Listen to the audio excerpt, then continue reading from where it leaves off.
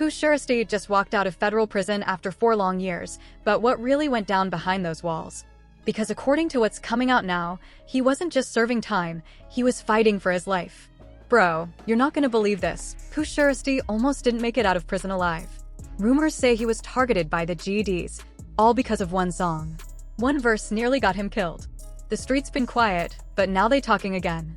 Pooh Shiesty's finally home, and what happened inside them federal walls? It's way deeper than rap. This was survival. Imagine getting locked up and realizing a verse you recorded years ago just put a target on your back. That's exactly what happened to Pooh Shiesty, and what saved him might shock you. Fame gave him everything: money, status, respect. But inside those walls, it almost cost him his life. This is the untold story of how Pooh Shiesty survived the feds. The streets are buzzing right now. Pooh Shiesty is finally home after 4 long years behind bars. But what really went down while he was locked up? That's a story few people want to talk about. Rumors say he was targeted inside the feds, surrounded by GDs, and caught slipping. And the craziest part? The whole thing might have started over a song. Yeah, you heard that right. A few bars on a track supposedly sparked tension with some serious heavy hitters. When Pooh Shiesty first came up, he wasn't just another rapper chasing clout. He was bringing raw Memphis energy straight to the front lines of hip-hop. His verses hit hard, his delivery was cold, and his collaborations with artists like Lil Durk and Big 30 made the industry pay attention. From the start, fans crowned him one of the realest new artists out. They saw a kid from the trenches who didn't just talk about the streets, he was the streets.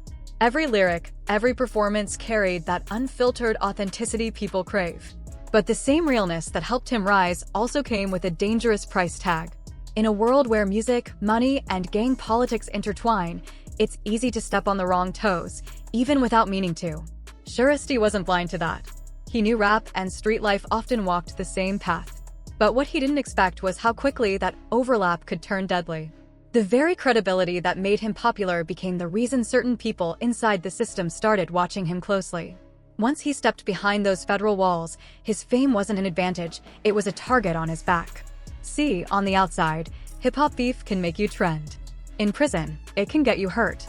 Every song, every feature, every bar you've ever spit gets dissected and interpreted through the lens of street politics.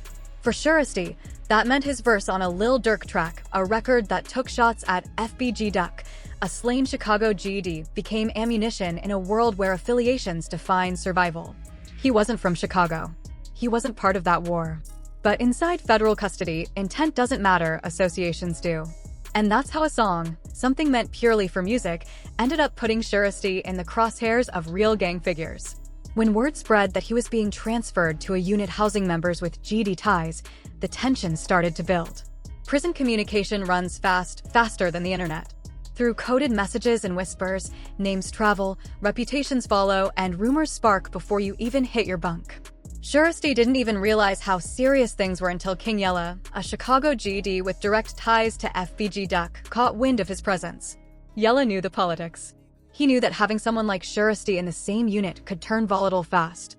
Some inmates were already questioning whether to press him, and in prison terms, press doesn't mean a conversation. It means violence. The question that floated around was chilling. Should we handle him? Should he be stabbed? That's how real things got. Shiesty had walked into a situation that could have turned fatal, not because of what he did, but because of what people thought he represented. But here's where the story takes an unexpected turn. Instead of letting the situation spiral, King Yella decided to step in. He made it clear to the others that Shiesty wasn't part of the Chicago conflict. He's not involved in that, Yella reportedly told them. That man just jumped on a song, he don't got nothing to do with the beef. In a place where words can weigh as much as bullets, that kind of statement carries power. Yella's credibility within the GD network was enough to calm things down, at least temporarily. His intervention may have literally saved Shiesty's life. Still, the danger didn't vanish. Being in the same unit as men with long memories and short tempers meant that every day was a test. One bad look could spark suspicion. One careless joke could reignite old anger. Prison doesn't forget, and respect is the only real currency. Shiesty's fame, ironically, made things worse. On the streets, fame brings money and fans.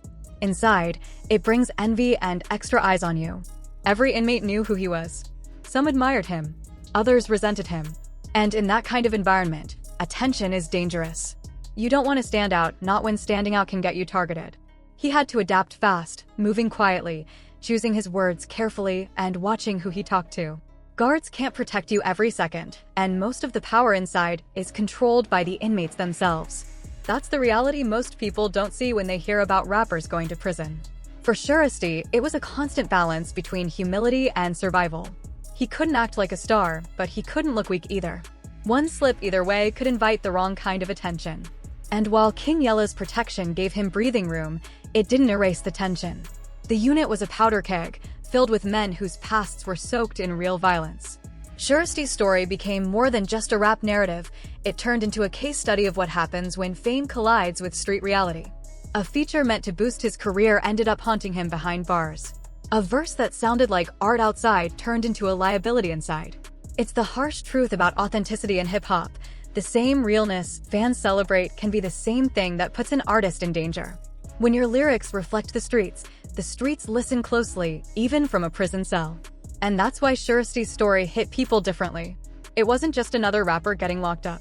It was about a young man caught in a system where perception is everything and survival depends on who you know, what you've said, and how you move.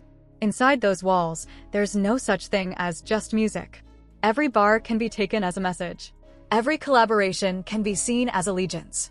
And for Pooh Shiesty, that realization came with a harsh cost.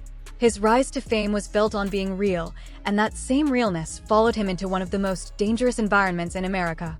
It's a reminder that in this game, the line between success and survival is razor thin. See, in the music industry, you can record a verse and move on. But in prison, every lyric, every feature, and every association means something. Behind those walls, words have weight, and sometimes they can be dangerous. So buckle up, because this isn't just another rap beef story. This is Pooh Shiesty's fight to survive. Let's take a closer look at how a young Memphis star went from dropping chart toppers to dodging danger inside federal prison, and what his freedom means now. The rise of Pooh Shiesty, born Lontrell Williams in Memphis, Tennessee, Shiesty came straight out of the trenches. His aggressive delivery, sharp wordplay, and street-centered storytelling made him stand out in a crowded scene. In just a few years, he climbed from local mixtapes to major collaborations with names like Lil Durk and Big 30, solidifying himself as one of rap's fastest rising stars. But for Shiesty, success wasn't just about music, it was about representing where he came from. Fans connected to his authenticity, the way he wore his background with pride. Yet, that same connection to the streets came with a heavy cost. Legal troubles started stacking up, turning small charges into serious federal cases. Behind the fame and viral moments was a young man still wrestling with the environment that shaped him. The tours, the money, the attention, all of it was real, but it couldn't erase his past or protect him from the law. That's when everything changed. The federal sentence, the short time at a halfway house, and the violation that sent him straight back behind bars. The fall and the fight. Shiesty's rise was lightning fast, but so was his fall. In 2022, his career hit a wall when he was sentenced to federal prison. The charges weren't just about a gun, they included old probation violations, and the courts weren't interested in giving him another chance. He was sent off to a federal facility, far from cameras and fans. And for someone like Shiesty, whose image and music revolved around keeping it real, that isolation hit hard. In the outside world, he was a star. Inside, he was just another inmate trying to survive. This chapter of his life became a true test: fame versus fear, loyalty versus survival. Every day behind those walls blurred the line between who Pooh Shiesty was and who Lontrell Williams had to become just to make it out alive. Now that he's finally free, one question remains: will the man who once turned his pain into power stay clear of the past that nearly destroyed him? Prison isn't just about doing time. It's a battlefield where survival depends on strategy, alliances, and sometimes pure luck. After serving part of his federal sentence, Pooh Shiesty finally saw a light at the end of the tunnel. He was transferred to a halfway house, a place meant to help inmates slowly adjust back to society while staying under supervision. His release brought a wave of relief. Family, friends, and fans celebrated the moment online. His mother shared her joy, saying she hoped her son would finally get a clean slate. Big 30, Shiesty's longtime friend and collaborator, also posted updates showing him smiling, reconnecting, and getting used to life outside those walls. For the first time in years, it seemed like Pooh had a real shot at rebuilding his life and focusing on his music again. But halfway houses aren't easy places to live. Every rule is strict, and there's no room for error. One wrong move can send you right back to prison.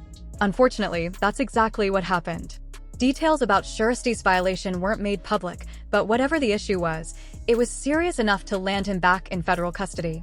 That hit hard for him, his family, and everyone who'd been rooting for his comeback. Being back inside federal prison is a completely different world. It's not just about serving time, it's about surviving among people with deep gang ties, powerful connections, and real influence over what happens inside those walls. For Shiesty, that reality set in fast. Soon after his return, he was placed in a unit with inmates linked to some of the most feared gangs, including the GDs. That alone was enough to raise alarms. Shiesty's music history made things complicated. A few years back, he was featured on a Lil Durk track that threw shots at FBG Duck, a Chicago rapper and known GD who was murdered in 2020. Even though Shiesty wasn't from Chicago and had nothing to do with that beef, just being part of that song was enough to get him noticed by the wrong people. Inside prison, it doesn't matter what your intentions were, what matters is who you're seen with, what you've said, and where your name has been mentioned. And the rules behind bars are different. Out on the streets, misunderstandings might blow over. In prison, they can get you hurt. Gang members live by their codes, and something as small as a verse on a song can turn into a death sentence. For Shiesty, that meant walking a tight line every day, trying to protect himself while still holding on to his identity as a rapper. The same fame that once opened doors now made him a target. Every glance, every word, every small interaction had to be calculated. His time in the halfway house was supposed to be a fresh start, a chance to prove he could stay out of trouble. And in many ways, he tried. His family spoke about his progress, and his close circle said he was focused on getting back to music. But one mistake, one slip-up, changed everything, sending him straight into one of the most dangerous environments imaginable. Fans might scroll past headlines about rappers going to prison, but behind those posts are real lives at risk. Inside those walls, status means nothing. Street credibility can turn into a curse.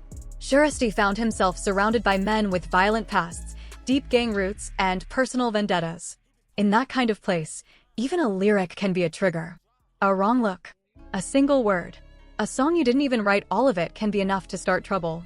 So as this new chapter unfolds, it's clear that the halfway house wasn't his redemption arc, it was just a brief pause before the storm. His return to federal custody isn't just another headline. It's a high-stakes turning point, a dangerous chapter where one misstep could cost him everything. And now, with powerful gang figures like King Yella, a Chicago GD with ties to the late FBG Duck, in the same unit, tension isn't just in the air. It's real. It's constant. And for Pooh Shiesty, it could be deadly. And that's how Pooh Shiesty ended up on some dangerous people's radar. Word travels fast inside federal facilities, faster than most realize. Through prison networks and back-channel conversations, King Yella, a well-known Chicago GD with ties to the late FBG Duck, heard that Shiesty had landed in the same unit as some of his people. It didn't take long before the whispers turned serious. The question spread around quietly. Do we need to handle him? Should something happen? These weren't idle threats. They were real conversations about whether Shiesty should be hurt or worse. The irony was, Shiesty had nothing to do with Chicago's street beefs. He wasn't part of Duck's crew or any of the rival sets. He was just a Memphis rapper who happened to jump on a Lil Durk track, a song that dissed Duck and stirred up a lot of pain in the city. But inside prison, perception is reality. You don't have to be guilty to be targeted sometimes. Being associated is enough. That's where King Yella stepped in. Once he realized what was going on, he made it clear that Shiesty wasn't part of that drama. He told the others, that man just did a song.